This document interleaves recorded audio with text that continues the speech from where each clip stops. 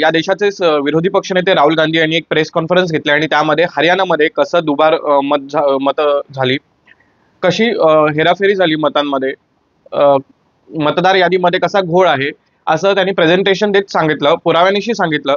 पण या देशाच्या निवडणूक आयोगाने त्याची कोणतीही गंभीर दखल न घेता त्यांना एक झटपट प्रत्युत्तर केलं की हे मतदान केवळ भारतीय जनता पक्षालाच कसं झालं आणि त्याचबरोबर हे जर तुम्हाला न्याय हवा असेल तर तुम्ही न्यायालयात जा, कोर्टामध्ये जा, असं सांगण्यात आलं. समजा स्वायत्त संस्था जर अशाच बोलत असतील तर मग आता आपली या देशाची लोकशाही कुठे धोक्यामध्ये आली आहे का? जर उद्या आपल्या सर्वसामान्य म्हणजे संविधानिक पदावरती असलेल्या विरोधी पक्षनेत्याला जर इथल्या स्वायत्त संस्था गांभीर्याने न घेता अशी उडवाउडीची उत्तर देत असेल, तर आपण सामान्य लोकांनी ज्या वेळेला आपल्या स्वतःसाठी न्याय मागायला जायची वेळ येईल तेव्हा आपल्याला किती गांभीर्याने घेतलं असेल. दुसरा गोष्ट, निवडणूक आयोगानं सेम जसं महाराष्ट्रामध्ये सगळ्या विरोधी पक्षांनी एकजूट होत निवडणूक आयोगावरती एक मोर्चा काढला.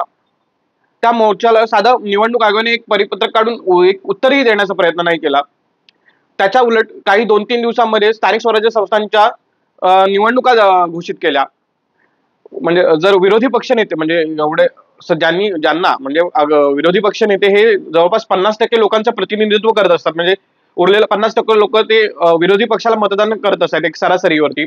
तर त्या 50% लोकांच्या प्रतिनिधित्व करणाऱ्या लोकांना इथली जर स्वायत्त संस्था जर इथल्या त्यांना गांभीर्याने घेत नसतील, तर उद्या आम्हाला स्वतःसाठी जर न्याय मागायचा असेल तर आपल्याला किती गांभीर्याने घेतलं जाईल, ही एक धोक्याची घंटा आहे. त्यामुळे जर तुमच्या आजूबाजूला तुम्हाला जर निधीच पडत असेल की चुकीचं होत आहे तर त्या गोष्टीला चुकीचं बोला. तुमच्या कितीही आवडतीचा नेता असू दे, तुमचे किती जातीचा धर्माचा किती मोठा नेता असू दे, परंतु जर तो चुकीचं वागत असेल तर चुकीचं चुकीचं म्हणायला तुम्ही शिका. कारण की जर नाही म्हटलात तर ही गोष्ट उद्या तुमच्या आमच्या घरापर्यंत येणार आहे. याचा त्रास उद्या आपल्यालाच होणार आहे. त्यामुळे चुकीच्या गोष्टींना चुकीचं बोला आणि ही आता आपल्यासाठी धोक्याची घंटा आहे ती दूर करण्याचा प्रयत्न करा. तुम्हाला काय वाटतंय ते कमेंट करून सांगा.